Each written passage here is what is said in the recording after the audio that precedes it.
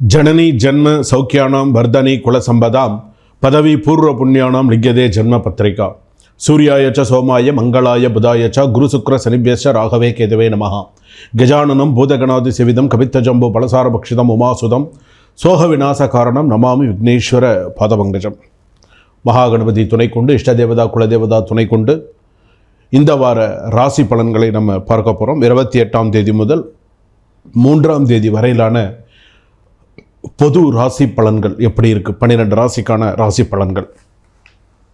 உங்கள் ராசியும் நட்சத்திரமும் ஒன்று சேரும்பொழுது வாழ்க்கையில் பல பலன்கள் எப்படி மாறுது அப்படின்னு நம்ம பார்க்க போகிறோம். குலதெய்வ வழிபாடு தவறாக போனால் குடும்பத்தில் என்னென்ன பிரச்சனைகள் வரும் அப்படின்னு தெரியுமா? தொழில் வேலை பிரச்சனை, குடும்ப பிரச்சனை, இவையெல்லாம் நட்சத்திரத்தின் தாக்கமாக ஒவ்வொரு பிரச்சனைக்கும் என்னென்ன பரிகாரங்கள், 12 ராசிக்கான பரிகாரங்கள் மற்றும் ஆலயம் எல்லாமே உங்கள் வாழ்க்கை மாற்றும் வாரம் இது. உங்கள் ராசிக்கு என்ன விஷயம் காத்துன்ருக்கு அப்படிங்கிறத நீங்கள் தெரிஞ்சுக்க போகிறீங்க. அதாவது 12 ராசிக்கான ராசி பலன்கள் அப்படின்னு சொல்லும்பொழுது ஒவ்வொருத்தருடைய ராசிக்கும் ஒரு விஷயங்கள் நடந்திருக்கு. போன வருஷத்தில் நடந்ததையும் சொல்கிறேன், இந்த வருஷத்தில் நடக்க போகிறதையும் சொல்கிறேன். வீடியோவை கடைசி வரைக்கும் ஸ்கிப் பண்ணாமல் பாருங்கள், அப்போ உங்களுக்கு தெரியும் என்ன விஷயம் நான் சொல்ல வந்திருக்கேன் அப்படிங்கிறது. பொதுவாக மேஷ ராசியிலேருந்து மீனராசி வரைக்கும் பல பலன்கள் இருக்குது, நிறையா பலன்கள் இருக்குது. அதில் மிக முக்கியமான சில பலன்கள்லாம் சொல்ல போகிறேன். நான் உங்கள் டாக்டர் வி ராஜ்குமார் சிவாச்சாரியார் பேசுகிறேன். வருகின்ற இந்த பலன்கள் எல்லாமே இப்போ நம்ம பார்க்க போகிறோம். டிஸ்கிரிப்ஷனில் நம்பர் கொடுத்துருக்காங்க.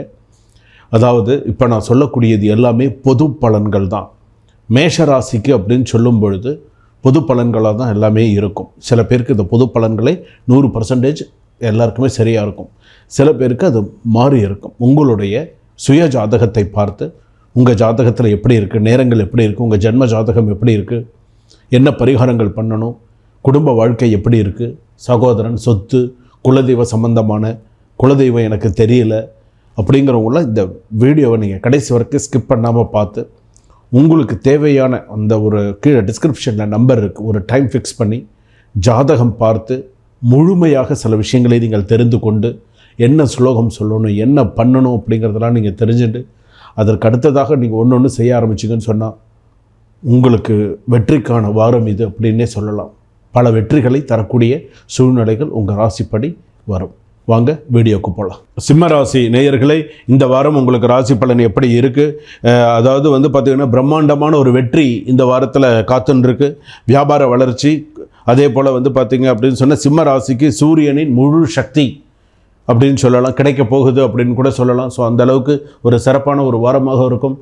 மனநிலை அப்படிங்கிறது, மனநிலை தெம்பப்படும், நல்லா தெம்பாக வேலை செய்வீங்க, நிறைய நல்ல விஷயங்கள்லாம் நடக்கும், மனசோர்வாக இருக்க மாட்டீங்க.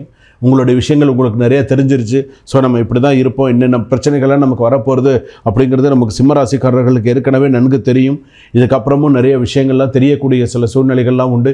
வெளியிலேருந்து வரக்கூடிய சில விஷயங்கள்லாம் சாப்பிடாதீங்க. உங்களுக்கு கெடுதல் நினைக்கக்கூடியவர்கள் நீங்கள் வளராமல் இருக்கணும்னு சில விஷயங்கள்லாம் பண்ணுவாங்க. கொஞ்சம் பார்த்து அவங்கக்கிட்டலாம் கொஞ்சம் எச்சரிக்கையாக நடந்துக்கோங்க.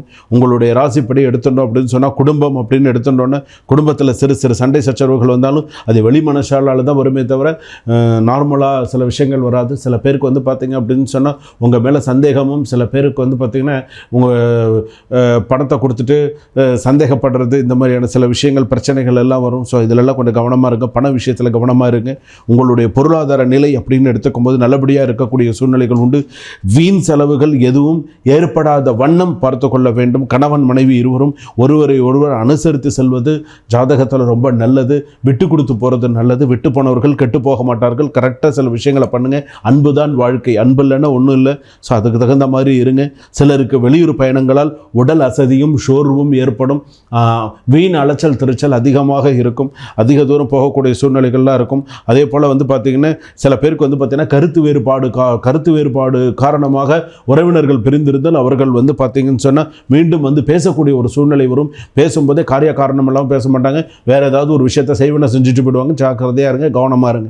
ஏதாவது பேசுகிற மாதிரி வந்து ஏதாவது செஞ்சுட்டு போயிடுவாங்க. இவ்வளோ நாள் வராதவன் திடீர்னு வரான்னா கவனமாக இருங்க, வராதவன் வரான்னா கவனமாக இருங்க. வந்துட்டு இருக்க அந்த மாதிரி சில பேர்லாம் இருப்பாங்க, கருத்து வேறுபாடு காரணமாக ரொம்ப நாள் பேசாமல் இருப்பாங்க. திடீர்னு பேச வர மாதிரி வந்து ஏதாவது ஒன்று பண்ணிட்டு போயிடுவோம், குடும்பத்தில் சண்டை வர ஆரம்பித்தோம், பிரச்சனை வர ஆரம்பிச்சிடும். ஏற்கனவே சிம்மராசி அனுபவிச்சது போதும், இதுக்கப்புறமா அனுபவிக்க வேண்டாம்னு நான் கேட்டுக்கிறேன். அதே போல் என்ன செய்யணும் யோசிச்சு செய்யுங்க. ஏன்னா ஒரு மனுஷனுக்கு ஓரளவு தான் அடி வாங்க முடியும், அடி வாங்கிட்டே இருக்கணுங்கிற அவசியம் கிடையாது. அதனால் என்ன செய்யணுங்கிறது நீங்களும் கொஞ்சம் முனைப்பாருங்க, நீங்களும் கொஞ்சம் புத்திசாலித்தனமாக சாமர்த்தியமாக நடந்துக்கிறதுக்கு பாருங்கள். ஸோ அந்த மாதிரிலாம் இருந்தால் தான் நல்லது. அதே போல் வியாபாரத்தின் காரணமாக சில தொலைதூர பயணங்களை மேற்கொள்ளக்கூடிய சூழ்நிலைகள் வரும். பணியாளர்களுக்கு நல்ல ஒத்துழைப்பு இருக்கும். அதே போல் வந்து பார்த்திங்கன்னா சக வியாபாரிகளிடையே நல்ல ஒரு இணக்கமும் ஒத்துமையும் கண்டிப்பாக இருக்கும். குடும்பத்தின் நிர்வாக பெண்களுக்கு வந்து பார்த்திங்கன்னா உறவினர்கள் வருகையால், அதாவது அவங்க வீட்டு பெண் வருகையால் அவங்களுக்கு ரொம்ப சந்தோஷமாக இருக்கும், புரிஞ்சிருக்கும்னு நினைக்கிறேன். அதே போல் வந்து பார்த்திங்கன்னா பெண்களுக்கு வந்து பார்த்திங்கன்னா நிறைய சலுகைகள், நிறைய நல்ல விஷயங்கள்லாம் நடக்கும். பெண்கள் அவங்களுடைய உறவினர்கள் வரும்போது, இப்போ ஒரு கணவன் மனைவி இருக்கான மனைவியுடைய உறவினர்கள் வந்து போகிறதுக்கான வாய்ப்புகள் இருக்குது. இப்போ அடுத்த இந்த ஆடி மாதத்தில் சில நல்ல செய்திகள், சுப செய்திகள், சில நல்ல விஷயங்கள்லாம் நடக்கிறதுக்கு உண்டான வாய்ப்புகள் இருக்குது. இந்த நேரத்தில் ஆண்களுக்கு நான் சொல்லக்கூடிய ஒரு விஷயம் வந்து என்னென்னா, இப்போ தான் கல்யாணம் பண்ணியிருப்பீங்க, ஆடி மாதம் மனைவியை பிரிஞ்சிருப்பீங்க. ஸோ இந்த பிரிஞ்சிருக்கக்கூடிய அவங்க மனைவி வீட்டில் இருப்பாங்க. இந்த நேரத்தில் வந்து பார்த்திங்க அப்படின்னு சொன்னால் உங்களுக்கு வந்து பார்த்திங்கன்னா சில யோசனைகள், சில விஷயங்கள்லாம் பிறக்கும். இதை செய்யலாமா, இப்படி செய்யலாமா, அப்படி பண்ணலாமான்னு சில விஷயங்கள் நீங்களாக முடிவு எடுத்து செய்யாமல் மனைவி வர வரைக்கும் வந்து அவங்க வந்து ஒரு மாதம்னா இந்த ஒரு மாதம் இருந்து அவங்க வர வரைக்கும் பொறுமையாக இருந்து சில விஷயங்களை பார்க்கணும் அப்படின்னு கேட்டுக்கிறேன். அப்படி நீங்கள் சந்திக்க அவங்க வீட்டுக்கு போகிறதா இருந்தால் கூட நல்ல நாள் பார்த்து சந்திக்க போங்க. இப்போ ஃபோனில் பேசுகிறீங்க, ரைட்டு, நல்ல நாள் பார்த்து சந்திக்க. இப்போ பார்க்காம இருக்க முடியாது, பார்த்து தான் ஆகணும். ஒரு இக்கட்டான ஒரு சூழ்நிலை இருக்குன்னா நல்ல நாளாக பார்த்து போய் சந்திங்க. ஆடி மாதத்தில் அம்மா வீட்டில் இருந்தால் கூட நல்ல நாளாக போய் பார்த்து சந்திச்சுட்டு வர்றது நல்லது. இரவு தங்கக்கூடாது, அதையும் பார்த்துக்கோங்க. அந்த மாதிரிலாம் இருந்தீங்க அப்படின்னு சொன்னால் நல்லது. எதுவுமே காரிய காரணம் இல்லாமல் கிடையாது, எல்லாமே ஒரு காரணத்தோடு தான் சொல்கிறது. அரசாங்க தொழிலில் இருப்பவர்கள் கவனமாக இருங்க. நோய் நொடி அப்படின்னு சொல்லும்போது உடல்நிலை, ரத்த சம்பந்தமான உயர் அழுத்தம், ரத்த அழுத்தம்லாம் அதிகமாக இருக்கும். ஸோ இதெல்லாம் கொஞ்சம் கவனமாக இருங்க. பேச்சு வார்த்தையில் மிக கவனமாக இருங்க. யாருக்கும் வாக்கு கொடுக்காதீங்க. எந்த ஒரு விஷயத்தையும் யோசித்து செய்யுங்க, அவசரப்படாதீங்க. ஷேர் மார்க்கெட்டில் நிதானித்து செய்யுங்க. அதே போல் வெளிநாட்டில் இருக்கக்கூடியவர்கள் கவனமாக இருக்க வேண்டும். வேலை செய்கிற இடத்துல கவனமாக இருங்க. வேலை போகிறதுக்கு வாய்ப்பு இருக்குது. சில பேருக்கு வேலை இடம் மாறதுக்கு வாய்ப்பு இருக்குது. சில பேருக்கு வந்து பார்த்தீங்கன்னா உத்தியோக ப்ரமோஷன்ஸ் வரதுக்கான வாய்ப்புகள் இருந்தும் வந்து கூட இருக்கிறவங்க வந்து பார்த்தீங்கன்னா அதை தட்டி பறிச்சா அது உங்களுக்கு வரவிடாத அளவுக்கு சில பேர் பண்ணிட்டு இருப்பாங்க. சில விஷயங்கள்லாம் நடக்கும். உங்கள் கோபதாபத்தை உரம் கட்டி வச்சுருங்க. கொஞ்சம் நாளைக்கு கொஞ்சம் பொறுமையாக இருங்க. எது நடக்குதோ நடக்கட்டும், கொஞ்சம் நாளைக்கு நடக்கட்டும். கொஞ்ச நாள் அமைதியாக இருங்க. எல்லாத்துக்கும் நல்ல விஷயங்கள் இருக்கும். குலதெய்வ வழிபாடு நிறையா பண்ணுங்கள். முன்னோர்கள் குறை இருந்தால் அதெல்லாம் நிவர்த்தி பண்ணுங்கள். சில விஷயங்கள்லாம் பண்ணுங்கள். திருமணம் மறுமணம் எல்லாம் வந்து பார்த்தீங்கன்னா யோசித்து செய்யுங்க. இப்போல்லாம் பண்ணிங்கன்னா திருமணம்னாலே நிறைய பிரச்சனைகள் வரும், பார்த்து செய்யுங்க. 1 நாள் அதிர்ஷ்ட எண்ணாக இருக்கும். வழிபட வேண்டிய தெய்வம் அப்படின்னு எடுத்தோன்னா சிவபெருமான் வழிபாடு நிறைய பண்ண உங்களுக்கு நல்லா இருக்கும். நிறைய இந்த கோவிலுக்கெல்லாம் போயிட்டு வாங்க, சிவாலயம் போயிட்டு வாங்க, போயிட்டு ஒரு 10 நிமிஷம் உட்காந்துட்டு வாங்க, சண்டிகேஸ்வரர் சுற்றிட்டு வாங்க. அதே போல் இந்த துர்க்கை அம்மனுக்கு விளக்கு போடுங்க. இதெல்லாம் உங்கள் ராசிப்படி மிக சிறப்பான ஒரு வாரமாக அமையக்கூடிய ஒரு சூழ்நிலைகளாக இருக்கும். நவகிரகத்தில் இருக்கக்கூடிய சூரிய பகவான் கிட்டேருந்து ஆரம்பித்து 9 பிரதட்சணம் நீங்கள் செய்தால் உங்கள் வாழ்க்கையில் அடுத்தடுத்து உங்களுடைய வாழ்க்கையில் மேலே சிறப்பாக வரக்கூடிய ஒரு சூழ்நிலைகள் உண்டு. அதே போல் நான் கடைசியாக சொல்லக்கூடியது, போன வருஷத்தில், இந்த வருஷத்தில் ஆரம்பத்தில், போன வருஷத்துலலாம் நடந்த ஒரு விஷயம் என்ன தெரியுமா?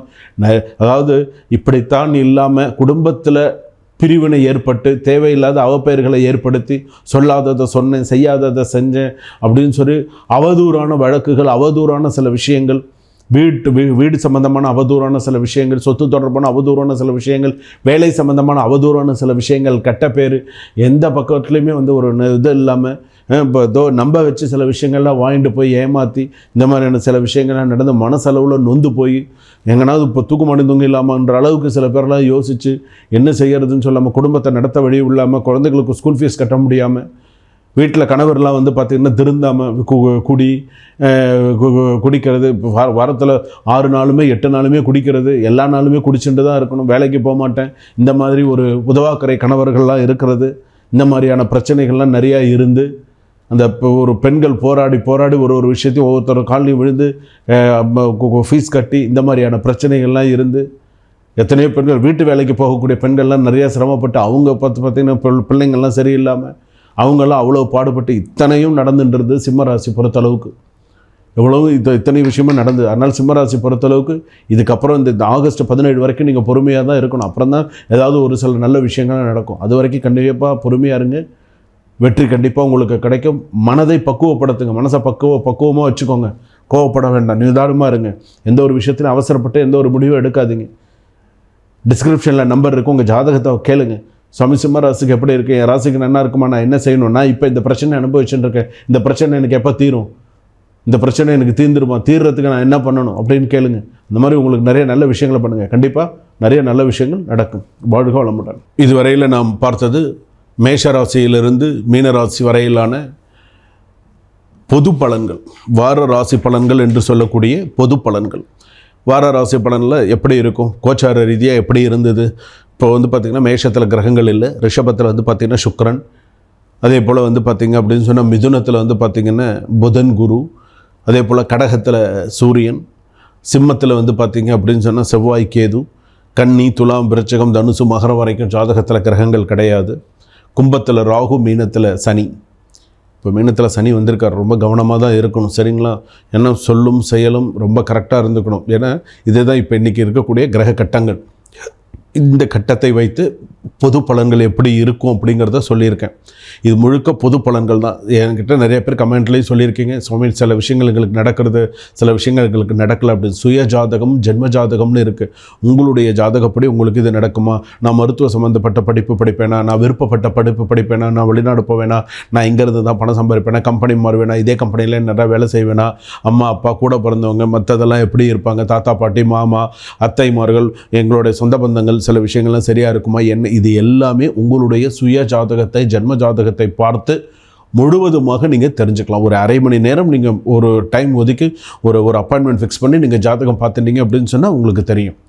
ஏன்னா நான் சொல்லிக்கிறது எல்லாமே பொது. அப்போ ஜென்ம ஜாதகம்னு பார்க்கும்பொழுது உங்களுக்கு என்ன தெரியும் சொல்லுங்கள் பார்க்கலாம். நீங்கள் எந்த கோவிலுக்கு போகணும், எந்த கோவிலில் போய் பரிகாரம் பண்ணணும், எந்த கிரகங்கள் வீக்காக இருக்குது, எந்த கிரகங்கள் நன்னா இருக்குது, என்ன ஏது அப்படிங்கிறது.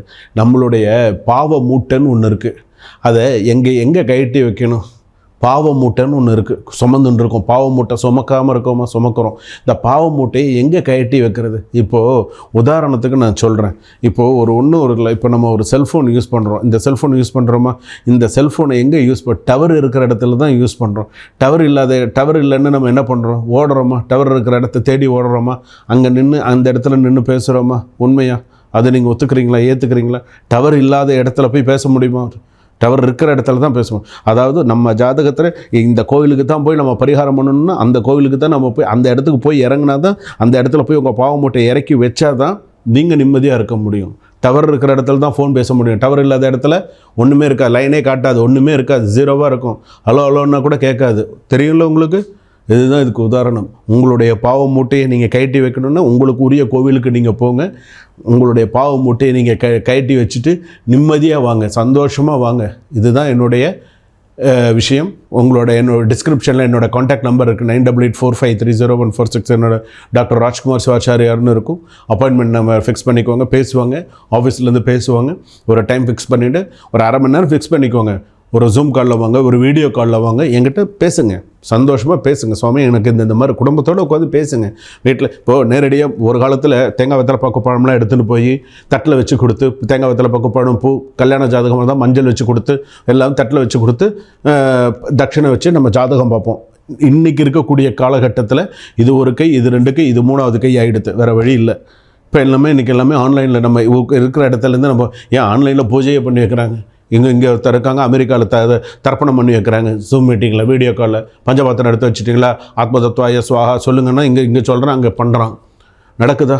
அதனால் நம்ம ஜாதகத்தை நம்ம பார்த்துக்குறோம். குடும்பத்தோடு உட்காருங்க, எல்லோரும் சேர்ந்து உட்காந்து எல்லோரும் ஒரு நோட் பேனா எடுத்து வச்சுக்கோ, நோட் பண்ணுறதுக்கெல்லாம் எடுத்து வச்சுக்கோங்க. சுவாமி பார்க்கலாமா, ஃப்ரீயாக இருக்கீங்களா, நம்ம ஒரு அரை மணி நேரம் பேசணுன்னா மனசுக்கு திருப்தி ஆகிடும், சந்தோஷம். என்னை நீங்கள் நேரில் பார்த்த மாதிரி இருக்கும், உங்களை நான் நேரில் பார்த்த மாதிரி இருக்கும். சரிங்களா? சுபம். வாழ்க வளமுடன்.